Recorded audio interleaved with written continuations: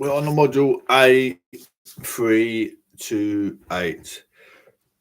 How are empires experienced?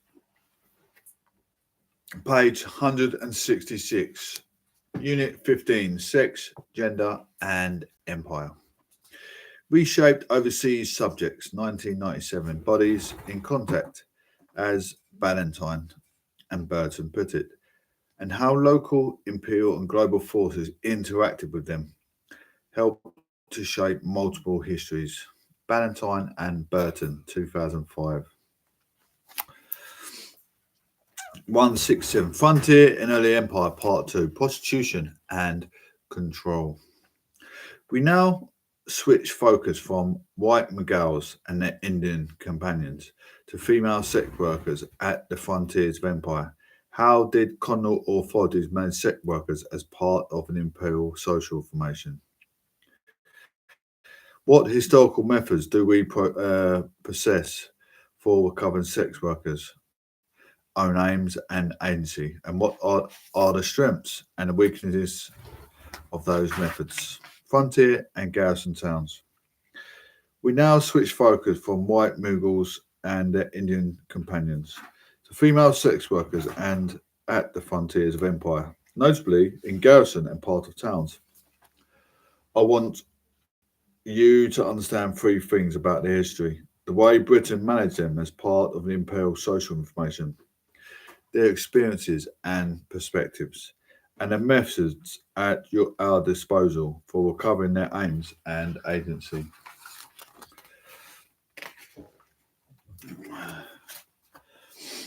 Ultimately, I want you to study their history as subalterns. The term subalterns originally meaning a junior officer in the military, and subaltern studies were populated during the 1980s by a group of South Asian historians. They were used to indicate a desire to go beyond the heroic nationalist histories of the elites and to investigate the struggles of the often non-literate underclasses. So we are adding a social economic position to gender analysts. Empire sex workers from just such a subaltern group. And our main emphasis will be on trying to recover their lives and views, doing history from below, in order to examine their lives and how they were patterned by British imperialism. We will be focusing in on women who worked in just two towns in British-controlled Southeast Asia, Singapore and Sandakan. Sandakan was an isolated town with around 20,000 inhabitants. It was situated in the northeast of the huge and mostly forested island of Borneo. In Turkey, belonging to the British North Borneo Company, formed in 1881, around 1,000 miles west of Sandakan lay the Strait Settlements Colony, of which Singapore was an administrative centre between 1819 and 1867. Singapore was controlled first by the East India Company and then by the India Office. After 1867, when it came under direct British control, Singapore was overseen by the Colonial Office. It is a free trade port and a centre for British investment into Malay states to its north. As each of the Malay states acquired a British resident to advise its Malay ruler after 1874. The SS and Malay states together come to be known as British Malay. Britain also turned the three northern Borneo territories, Sarawak and the Sultanate of Brunei and North Borneo, into protectorates, albeit still governed by the respective local rulers.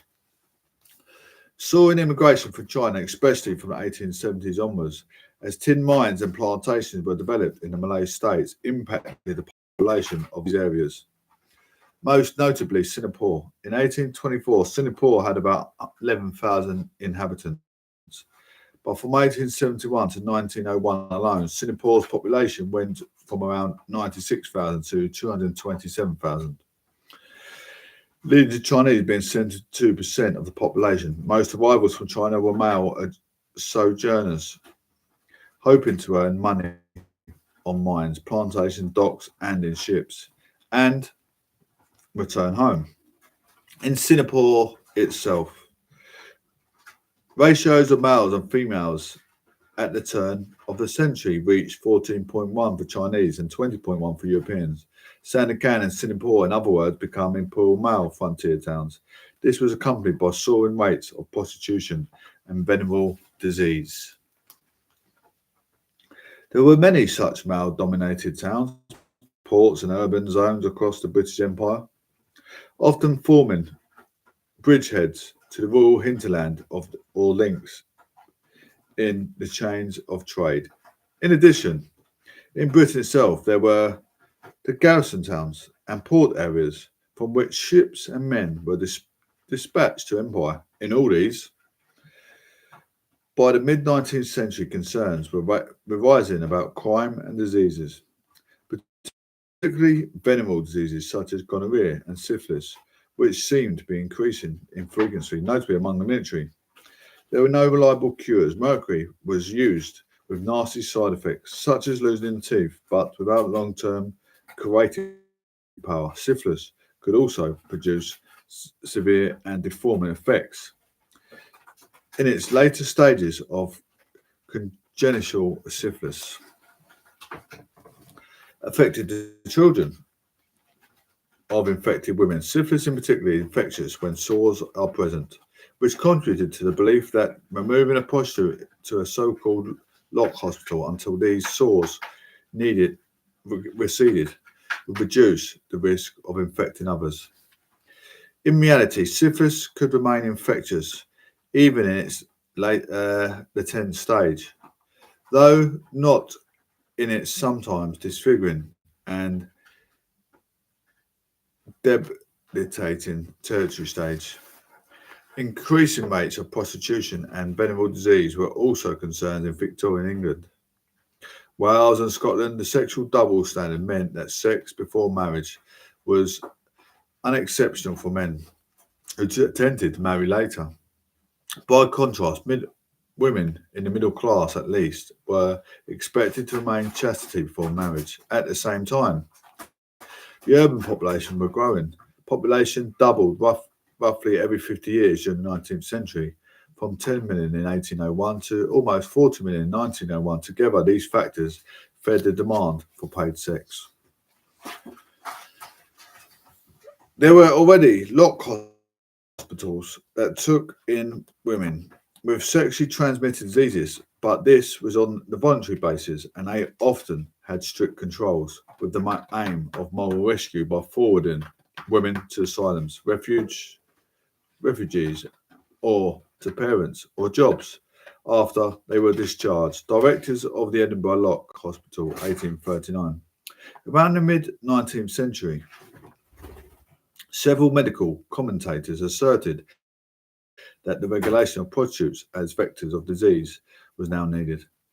There was reluctance to follow the model adopted on the continent, doubled the continental model, where brothels were regulated, but in an era when people were also looking at ways of which tackling other public health issues such as cholera. Better fresh water and waste systems. Why not tackle venereal diseases too?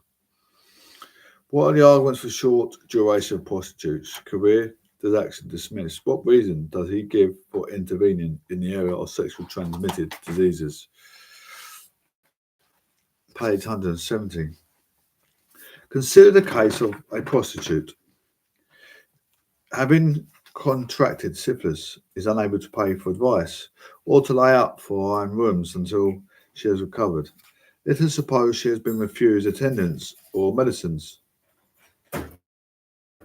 or medicines at institutions above alluded to.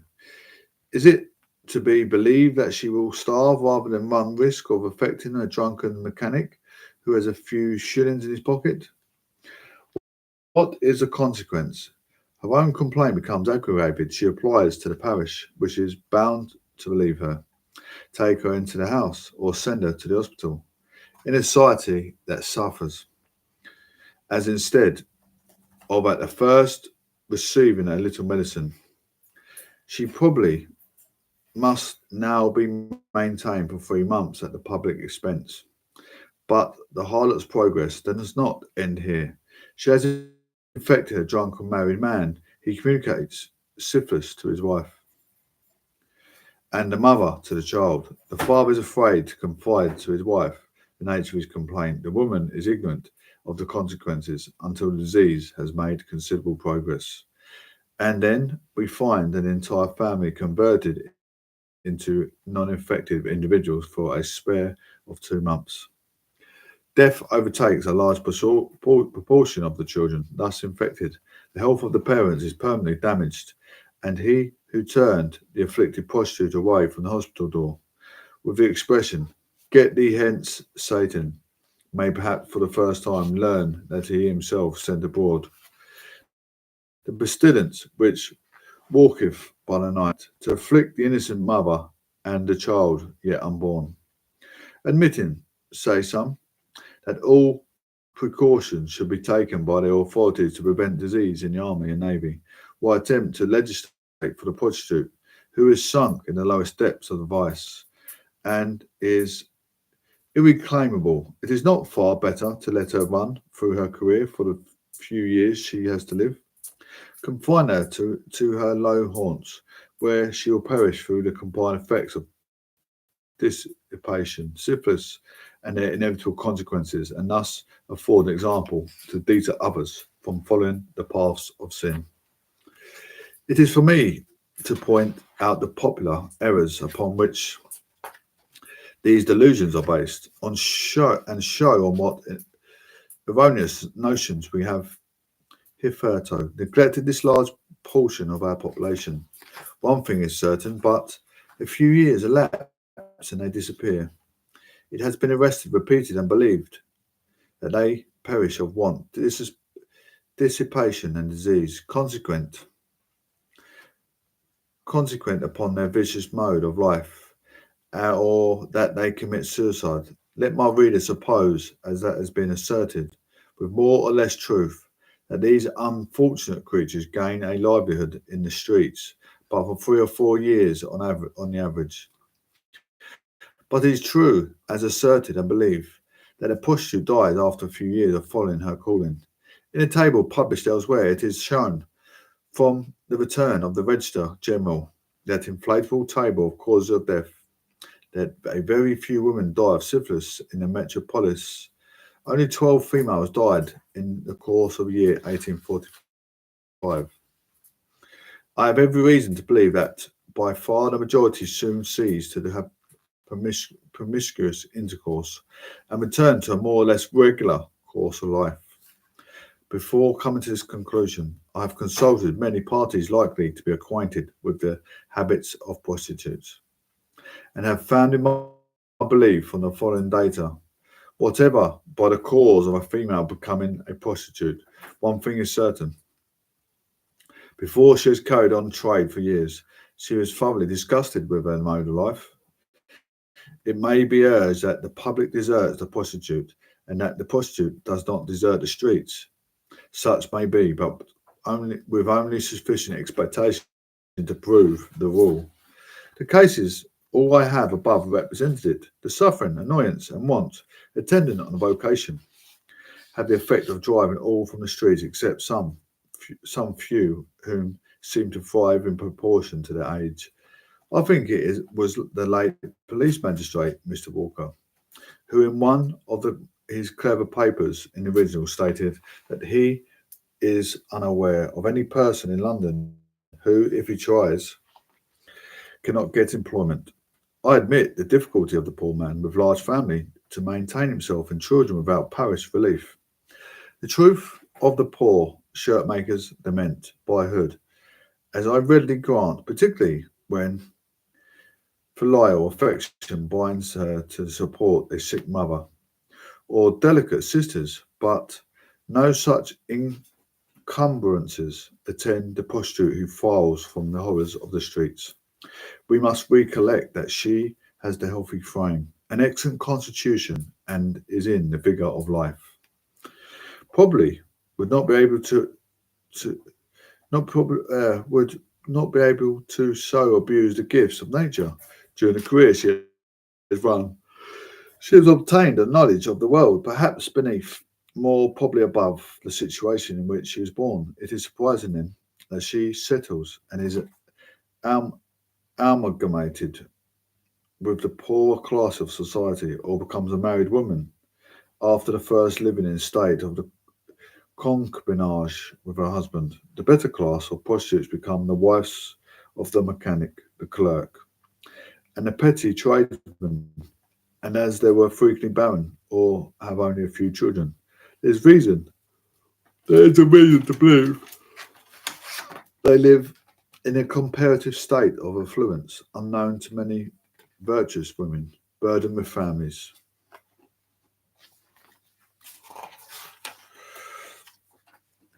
Burdened with families. The lowest class become the frequent inmates of our prisons, living with thieves, and are ultimately transported or keep the disorderly houses known to the police.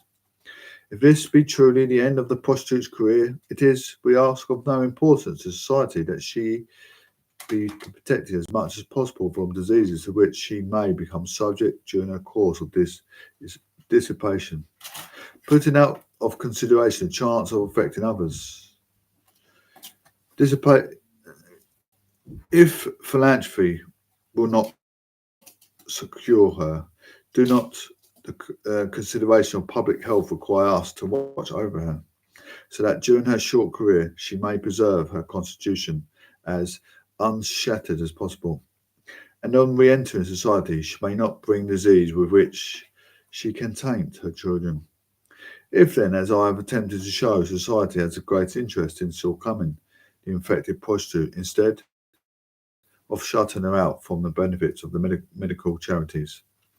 So have the public authorities the same interest in preventing and curing venereal diseases which are so prevalent in the army, navy, police force, and all classes of the male population of large towns. Experience teaches that every facility for cure should be afforded to men who contract venereal diseases instead of punishing them when they have become infected. In no case has this been more forcibly shown than in the army, where the surgeons advise and enjoin their men to apply on the appearance of the earliest symptoms after infection. And the weekly examination of soldiers is made to obviate the ill consequences of syphilis, and it is found to the answers admirably. For if an individual is one of our public services contract syphilis, he is examined by the surgeon of his corpse and is sent to the hospital where he remains until cured. Action viewed prostitution as a ineradicable evil which should receive government attention, including supporting locked hospitals as a matter of public health and for improvement of the moral and physical health of the women involved. Action 1858 and a book of prostitution made an even clearer case for intervention and for viewing prostitution as due not to inherent moral weakness, such as to circumstances such as grinding poverty and families being squashed into a single bedroom and lodgers into a swarming to His and others' views did not go unchallenged. In 1862, a Florence Nightingale pamphlet, Note on the supposed protection afforded against venereal diseases, argued that regulation, where it existed, did not seem effective. Many social reformers still prefer provisions for voluntary inspection and assistance of prostitutes and or clamping down on what some saw as moral degradation. But overall, the drift was towards intervention. Sex and contagious disease controls. Overview. The question being asked by the 1860s was what sort of intervention might temper venereal diseases? What in turn do resulting interventions tell us about empire and gender as part of a wider imperial social formation? A simplistic model might be go something like this: military concern at rising infection rates resulted in UK parliamentary inquiry in 1862, despite opposition, including from Nightingale. The new trend in expert commentary won out. In 1864, Britain introduced a Contagious Disease Act to apply to a few port and garrison areas, later extended with acts in 1866, 1868, Ireland, and 1869 to embrace 18 such areas. These Contagious Diseases Acts provide us powers for the police to detain any woman in the selected area who they believe to be a common prostitute and have her examined for venereal disease. Should she be deemed infected, she could be detained in a locked hospital for treatment.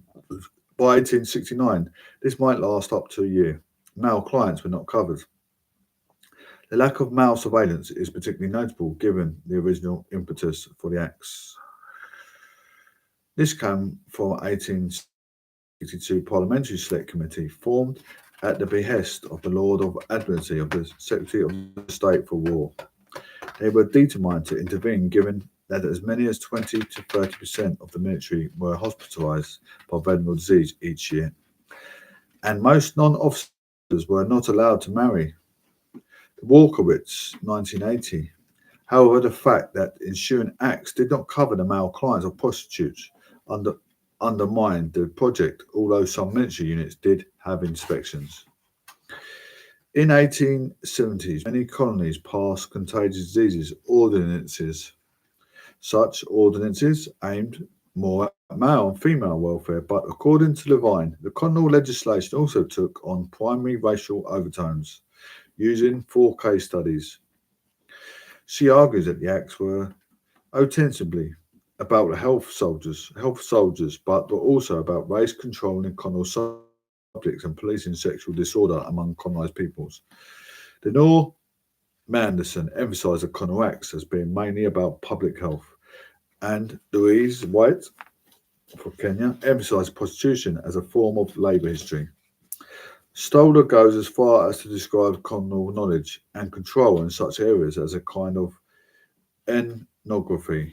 Either way, the SS passed its own contagious disease ordinance in 1870. Many other colonies doing the same. Divine points about there being a racial aspect. Meanwhile, hold water to some degree. For instance, in Singapore, the prostitutes most commonly visited by Europeans were inspected more frequently than those favoured by the Chinese working class. The justification given was resources. Chinese numbers were vast. The state, partly funded by opium sales, limited, but the effect was to prioritise European military health. Likewise, in Hong Kong, there were different sets of brothels catering for Chinese and non-Chinese, with controls focusing on Europeans. There are problems, however, with this simplistic rendering for starters. The military initially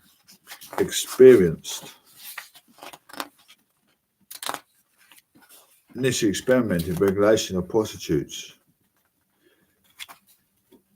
before acts were introduced. Malta, a British colony and military base from 1813 to 1964, long insisted on the right to expecting prostitutes. Formalised in 1861, ordinance widely argued to have drastically reduced venereal diseases. Hong Kong introduced a contagious disease ordinance as early as 1857. An army had sought to limit or control prostitution around overseas garrisons. The Army and Navy were importing their desire for regulations, drawing on overseas experience, while taking advantage of challenging intellectual commentary in the UK, notably via Acton's publications. In addition, colonial models differed markedly from UK ones. As with Hong Kong and the SS, overseas model typically forced registration and licensing of brothels, unacceptable in Britain as continental, and endorsing vice as the way of forcing prostitutes to be examined regularly.